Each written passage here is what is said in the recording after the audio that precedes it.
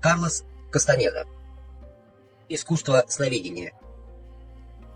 От автора. В течение последних 20 лет я написал серию книг о своем обучении у Дона Хуана Матуса, мага из мексиканского племени индейцев Яки. В своих книгах я рассказывал о том, как он обучал меня магии. Но магия не в обычном понимании, то есть не в смысле владения сверхъестественными силами, либо использования колдовских манипуляций, ритуалов и заклинаний для получения волшебных эффектов. С точки зрения Дона Хуана, магия – это способ реализации некоторых теоретических и практических предпосылок, касающихся природы восприятия и его роли в формировании окружающей нас Вселенной. Следуя пожеланиям Дона Хуана, я воздержался от употребления слова «шаманизм» в качестве названия того рода знания, которому он учил меня, поскольку шаманизм – категория скорее антропологическая. Во всех своих книгах я употреблял то слово, которым пользовался сам Дон Хуан – магия. Однако, несколько разобравшись в том, чему же меня учили, я пришел к заключению, что название «магия» вносит дополнительную неясность в этот и без того не слишком ясный феномен. А работы по антропологии описывают шаманизм как систему верований, присущую некоторым туземным народам Северной Азии, а также некоторым индийским племенам Северной Америки. Согласно шаманистским трактовкам, наш мир пронизан невидимым миром духовных сил предков. Силы эти бывают как добрыми, так и злыми. Тот, кто владеет шаманскими практиками, способен вызывать их и ими управлять, являясь промежуточным звеном между нашей обычной реальностью и сферой сверхъестественных сил. Дон Хуан действительно был связующим звеном между реальностью мира повседневности и невидимым миром, который он называл не сферой сверхъестественного, а сферой второго внимания. Его задача как учителя заключалась в том, чтобы сделать ее доступной моему восприятию. В предыдущей своей работе я описал методы обучения, которыми он для этого пользовался, а также те приемы магического искусства, которые он заставлял меня практиковать.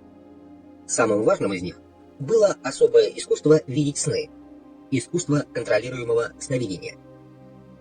Дон Хуан утверждал, что мир, который мы считаем единственным и незыблемо абсолютным, является лишь одним из множества параллельно существующих миров, организованных наподобие того, как располагаются слои в луковице.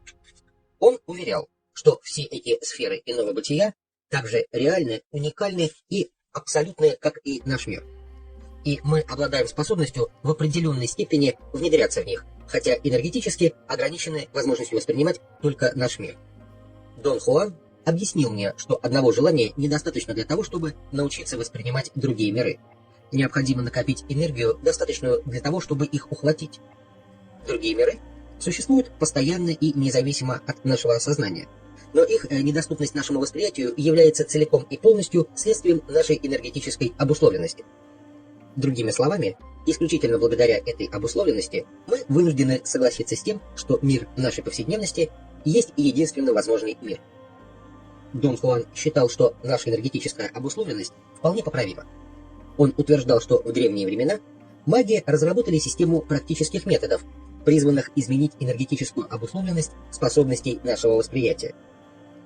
Этот набор практических методов получил название искусства сновидения. Теперь, по прошествии времени, оглядываясь назад, я понимаю, что точнее всего Дон Хуан охарактеризовал искусство сновидения, назвав его «вратами в бесконечность». Тогда же я заявил, что эта метафора ни о чем мне не говорит. «Хорошо, не будем пользоваться метафорами», — уступил он. «Скажем так, искусство сновидения есть практический путь, посредством которого маги используют обычные сны». «Как могут быть использованы обычные сны?» — поинтересовался я. «Слова, — сказал он, — вечно они вводят нас в заблуждение. Когда мой учитель пытался объяснить мне, что такое искусство сновидения, он назвал его магическим способом желать миру спокойной ночи. Конечно, он просто старался подогнать свое описание под характер моей ментальности. То же самое делаю я в твоем случае». По какому-то другому поводу Дон Хуан сказал мне: «Сновидение должно быть испытано, иначе просто невозможно понять, что же это такое. Простое наблюдение снов не есть сновидение. Полет мысли, представление желаемого и любое действие по созданию картин воображения тоже не то.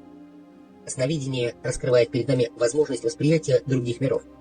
Мы можем описывать эти миры, но не способны описать то, что позволяет нам их воспринимать. И в то же время нам дано ощутить, каким образом сновидение открывает перед нами вход в иные сферы бытия.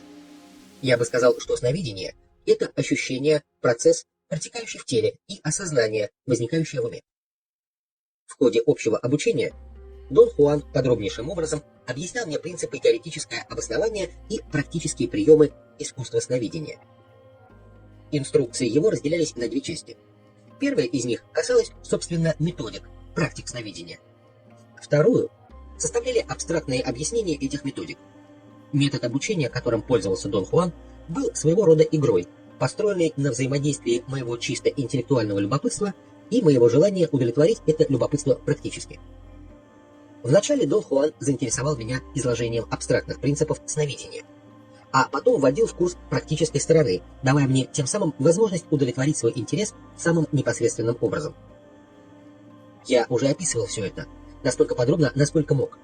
Описывал я также и ту особую магическую среду, в которую Дон Хуан вводил меня, чтобы обучать своему искусству. Мое функционирование в этой среде представляло для меня особый интерес, поскольку оно полностью принадлежало к сфере второго внимания.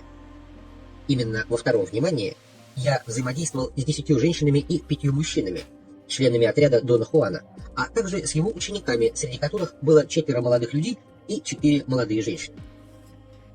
Дон Хуан набрал учеников сразу же после того, как я вошел в его мир. Мне он со всей определенностью дал понять, что они образуют традиционную магическую группу, воспроизводящую структуру его собственной партии магов, и что мне предстоит их возглавить.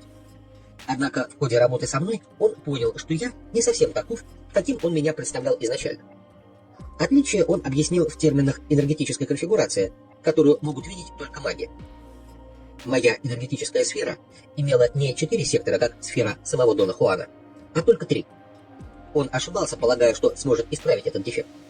Из-за такой энергетической конфигурации я совершенно не годился на роль лидера 8 набранных Доном Хуаном учеников. Причем не годился настолько, что, не видя иного выхода, Дон Хуан вынужден был набрать новую группу людей, в большей степени соответствовавших моей энергетической структуре. Обо всех происходивших тогда событиях я уже писал и достаточно подробно. Но я ни разу не упомянул о второй группе учеников. Дон Хуан строжайше запрещал мне это делать. Он утверждал, что они находятся всецело в моем поле. А согласно договору, заключенному между нами еще в самом начале, мне разрешалось писать только о том, что относилось к полю Дона Хуана. Вторая группа учеников, вернее учениц, бывшая исключительно компактной, состояла всего из 3 членов. Видящий Флорин де Граун, сталкера Тайши Абеляр и женщины Нагваля Кэрол Кикс. Мы взаимодействовали друг с другом исключительно во втором внимании. В мире повседневной жизни мы не имели друг о друге даже смутного представления. Что же касается отношений каждого из нас с Доном Хуаном, то здесь все было совершенно ясно. Он вкладывал одинаково огромные силы в обучение и тренировку каждого из нас. Тем не менее, ближе к концу, когда время Дона Хуана было почти исчерпано, психологическое давление, вызванное его предстоящим уходом, начало разрушать бывшие до тех пор незыблемыми границы сферы второго внимания. В результате наше взаимодействие стало выплескиваться в мир повседневности, и мы впервые, как нам казалось, встретились. В состоянии обычного осознания ни один из нас не знал о нашем глубоком и напряженном взаимодействии в сфере второго внимания. Поскольку все мы в той или иной степени были людьми рационального склада ума, мы были более чем в шоке, выяснив, что уже встречались прежде. В интеллектуальном плане этот факт был и, конечно же, остается непостижимым для нас, хотя мы знали с полной определенностью, что все это ни в коей мере не выходит за пределы нашего практического опыта. Таким образом, мы были оставлены здесь наедине с тревожным знанием о том, что наша психика – суть вещь неизмеримо более сложная, чем твердит нам наш повседневный рассудок или результаты академических научных исследований.